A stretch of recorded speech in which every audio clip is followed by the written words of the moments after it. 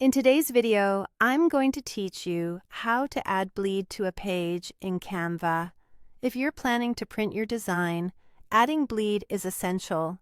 Bleed is a small area that extends beyond the edge of your page, so printers can trim cleanly without leaving thin white lines. Think of it as a safety buffer to keep your artwork looking professional after it's cut. Start by opening Canva and heading to the Templates page. Use the search bar to find something that fits your project. For this walkthrough, I'll search for a journal, but you can choose any type of design you're working on. Browse the options and select a template you like. When you're ready, click. Customize this template to open it in the editor. Inside the editor, go to the top menu and click File, then choose Settings. In the Settings panel, turn on Show Print Bleed. As soon as you toggle it on, you'll see a thin guideline appear around the edges of your canvas. That border represents the bleed area. Here's the key. Any background colors, images, or shapes that are meant to reach the edge of the finished page should extend all the way past that line. Meanwhile, keep important text and logos well inside the safe area, away from the edges, so they don't risk being trimmed.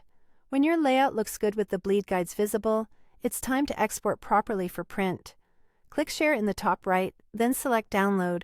Change the file type to PDF print. This format preserves high quality, perfect for professional printers. After selecting PDF print, look for the option labeled Crop Marks and Bleed and turn it on. Crop marks are small lines added to the corners of your file that show where the printer should trim, and enabling bleed ensures that extra edge is included in the exported file.